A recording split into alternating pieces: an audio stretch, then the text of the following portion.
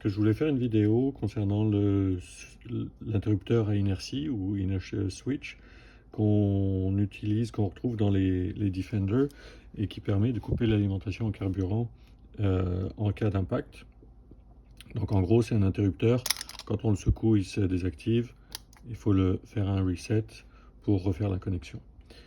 Sur le Defender, il n'y a que 2 fils qui viennent. Sur d'autres modèles Land Rover, il y en a 3. Donc on va regarder, on va faire des tests là-dessus. L'idée, c'est pourquoi j'ai récupéré ça, c'est parce que je veux faire, je m'inspire tout simplement d'un kit qui est disponible pour faire un antivol pour un Defender, qui est vendu quelque chose comme une 40aine de livres sterling. Finalement, c'est une prise mâle et une prise femelle que l'on met entre votre interrupteur et le faisceau et qui permet d'aller déporter un interrupteur plus loin à l'intérieur de l'habitacle, qui fait finalement un interrupteur anti-vol qu'on garde quelque part caché. Et tant qu'il n'est pas activé, qu'il n'y a pas que le circuit n'est pas fermé, on ne pourra pas démarrer le véhicule. On peut le faire très simplement en coupant le fil et en reroutant un interrupteur plus loin, sauf que ça implique que vous allez jouer avec votre faisceau électrique du Defender, ce qui n'est pas recommandé. Donc ce que je veux voir, c'est si avec... ça, j'ai récupéré ça dans une casse auto. Donc j'ai pris la prise avec les fils, puis j'ai pris l'interrupteur, puis on va démonter l'interrupteur, on va voir s'il y a moyen peut-être de récupérer l'équivalent de la prise mâle pour pouvoir faire, si vous voulez, un piggyback, c'est-à-dire que l'interrupteur serait ici, on branche cette prise-là sur l'interrupteur, cette prise-là sur le faisceau du véhicule, et puis après à l'intérieur, nous on va rerouter nos fils pour les envoyer à l'intérieur de l'habitacle avec un interrupteur on-off tout simple. Donc d'abord on va tester, voir pourquoi il y a 3 fils au lieu de 2. J'imagine que ça va être un commun, puis un normalement ouvert et un normalement fermé, mais on va le tester. Donc, commencer par dénuder les fils.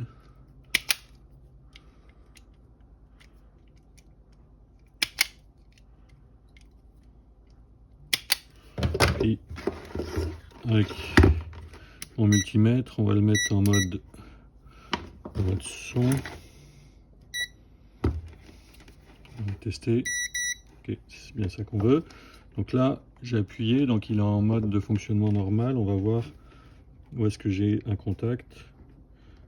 J'en ai pas là. Ok, j'en ai un avec le blanc avec une trace orange et le blanc avec une trace verte.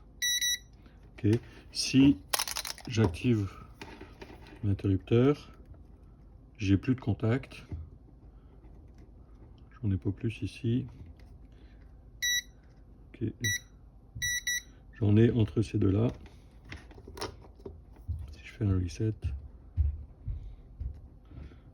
j'en ai pas. Ok, donc le commun c'est le blanc avec un vert. Donc ici j'ai un contact. J'active l'interrupteur. Et maintenant c'est avec l'autre. Et j'en ai plus.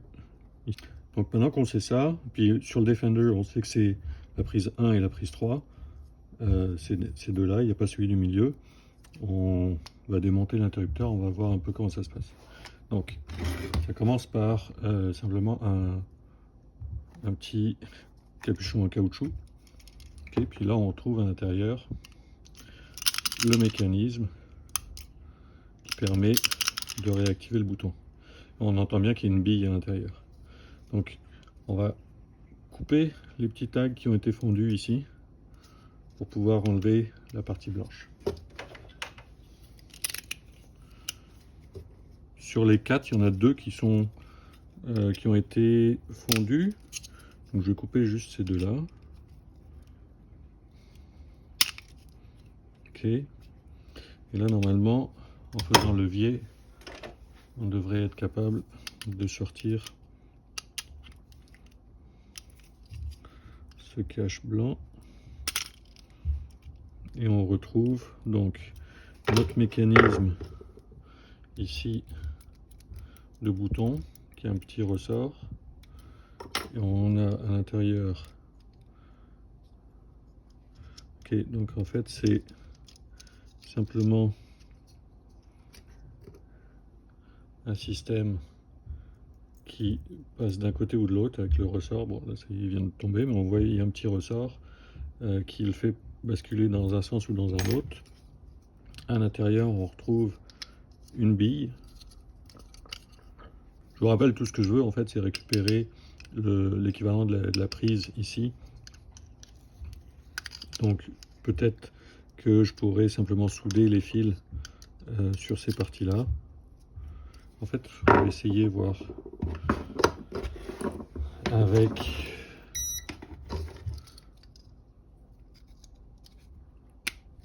une prise. On va voir si je me mets sur le commun qu'on avait déterminé, le blanc avec une trace verte. Ici.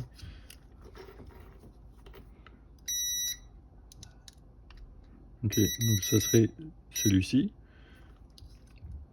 Et le blanc avec une trace orange.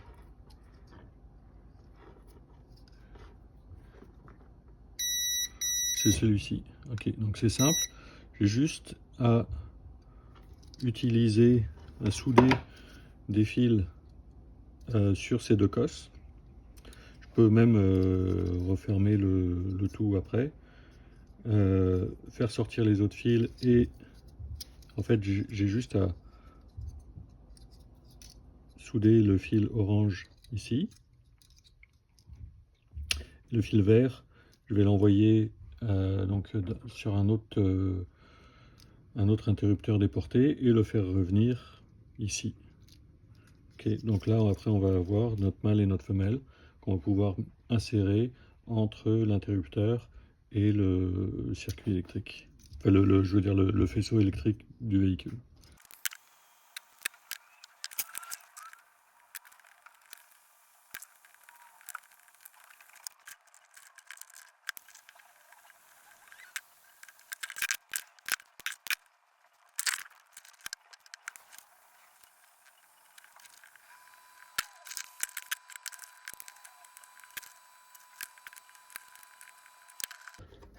Donc voilà, le produit n'est pas tout à fait final, mais donc j'ai tout un rouleau de fil qui va me permettre d'aller jusqu'à l'intérieur de l'habitacle.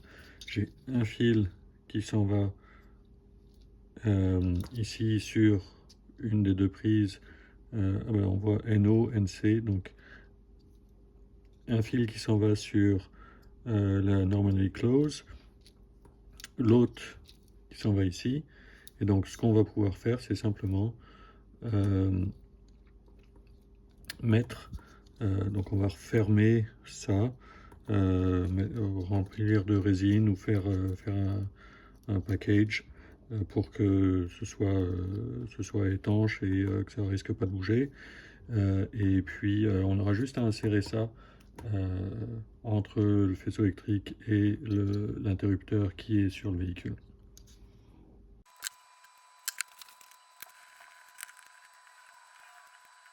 Bon, c'est pas forcément le produit le plus esthétique ou le plus discret, mais ça devrait faire l'affaire. Donc j'ai mon fil que je vais simplement passer à travers le firewall jusqu'à l'intérieur de l'habitacle et mettre un interrupteur sur ces deux fils et ça devrait faire l'affaire. Voilà, c'est un petit truc pour cacher un bouton anti-démarreur sur votre Land Rover.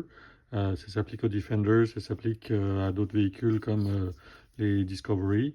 En ce qui me concerne, je parle pour un Defender. Et je vous dirai pas où est-ce que je vais mettre mon bouton, mais il va être quelque part caché dans l'habitacle. Voilà, à plus.